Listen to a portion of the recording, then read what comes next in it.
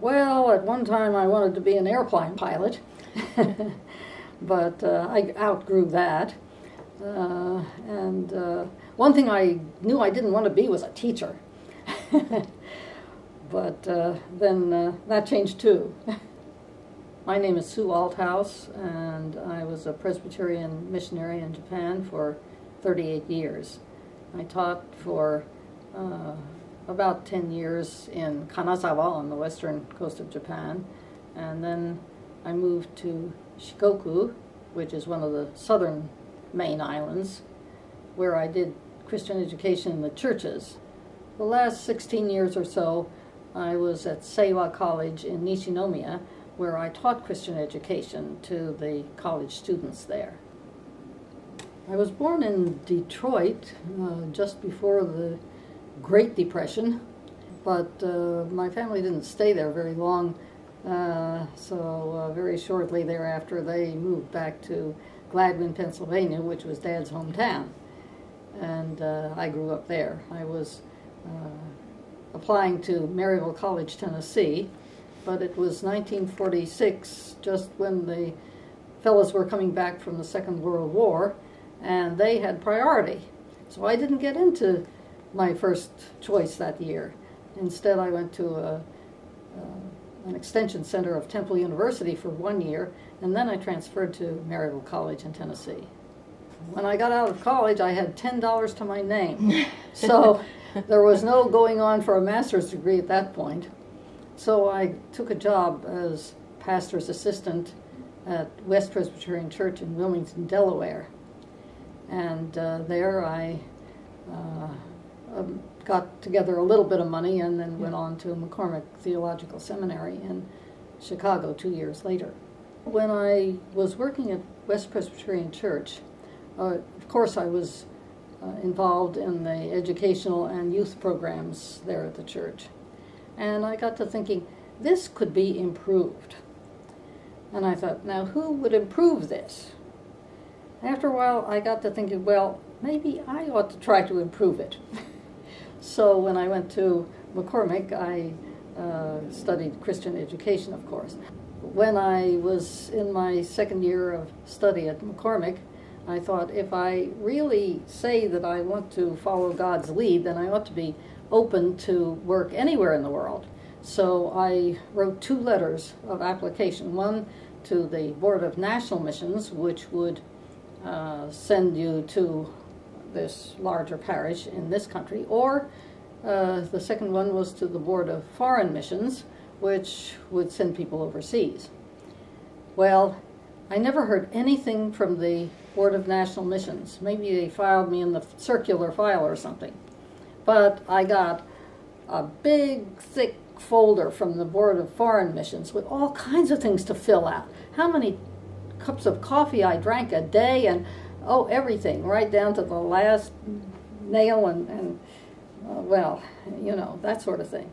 So I thought, well, with all this, I'll never pass this. They'll never send me anywhere. But I filled the stuff out anyway. And before I knew it, I was assigned to India. Well, at that time, India was in a very nationalistic mood. And they said, well, an Indian can do this job.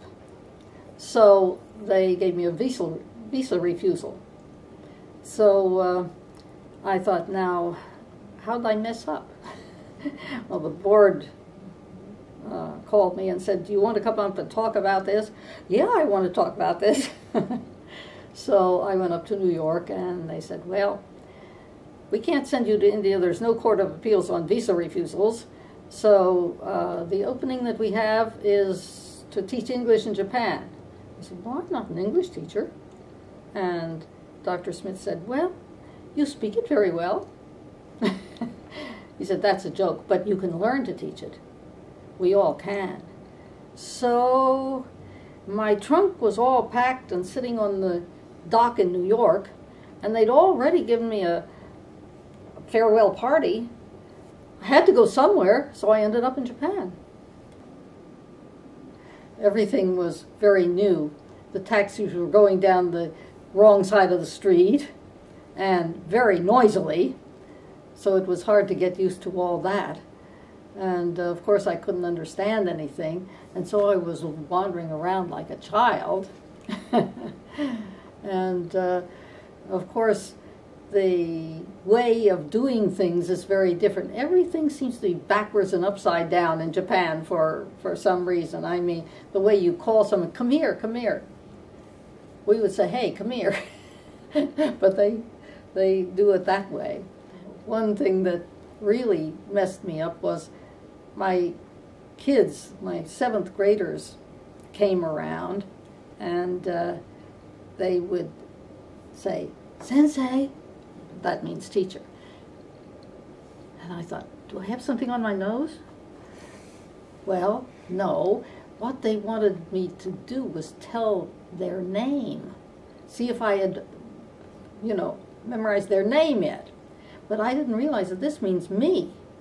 We would point at our chest, but they were pointing to their nose. You don't do much in Japan just by yourself. If you do, you're usually wrong. Most of the stuff I did in Japan was in cooperation with my colleagues, or even my students, really. And so there's very little that I can claim individually. This is a book. It has my name on it as author, but actually 2 of my colleagues had a great deal to do with assembling and editing this material. It's the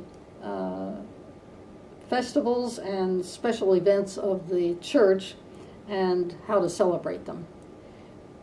This is something that I saw a need for, and people asked for this stuff because they said, we only know one way to celebrate Christmas. Isn't there some other way we can celebrate Christmas? I said, oh, there are lots of ways. And so I realized that they had very few materials for doing programs in the church. And I thought, well, that's one thing that I can do. And so I started putting out materials, mimeographed. I would send them out, Pentecost materials and Christmas materials and Easter materials, Lenten materials, and people seemed to appreciate this very much. Finally it got assembled into a book, but not before I'd had a lot of people use these programs and then give me feedback. And then I could incorporate the feedback into the final presentation, you see. So this is a very cooperative work, although I am listed as the author, you see. Since I went to Japan in 1955, a whole lot has changed, believe me.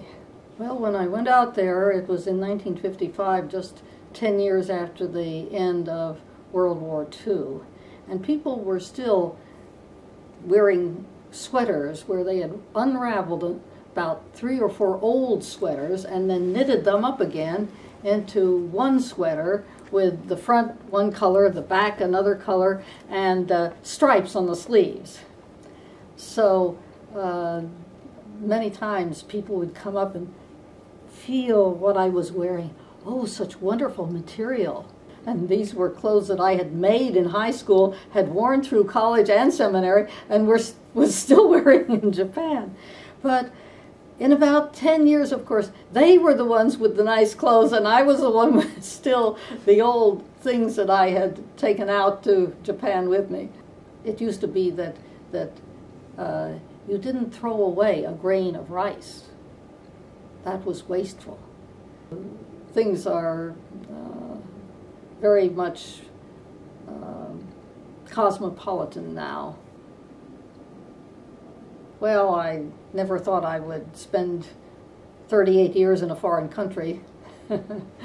I couldn't imagine myself speaking Japanese.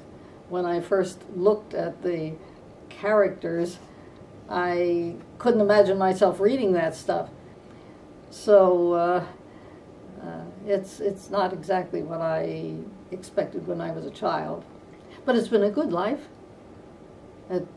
I've been very much enriched by my years in Japan.